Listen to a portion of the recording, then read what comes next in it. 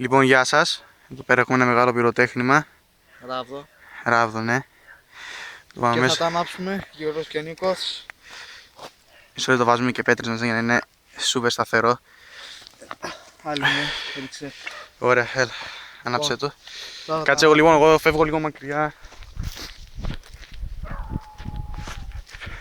Άναψε. Τρέξει κατευθείαν μετά. Φεύγω λίγο μακριά.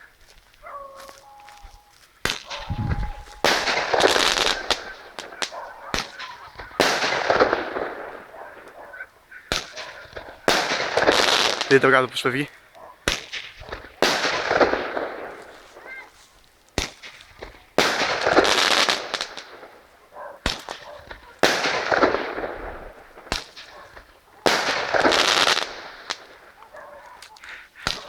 Όπα, νομίζεις τελείωσε.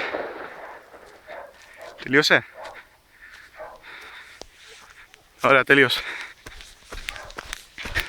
Ήταν 8 άβολο. Μην πλησιάζεις πολύ. Δεν ξέρεις τι μπορεί να γίνει. Ούτε εγώ θα πλησιάσω. Πούντο. Ναι. Αχ, καλά. Συγγνώμη γι' αυτό. Ήταν επειδή ήταν σκοτεινά και δεν έβλεπα τίποτα. Πραγματικά συγγνώμη. Αυτό. Εδώ τράβα λίγο φως. Φως. Λοιπόν, αυτό εδώ πέρα ήτανε. Ελπίζω να σας άρεσε. Λοιπόν, άντε, γεια σας. Ευχαριστώ για το βίντεο που παρακολουθήσατε.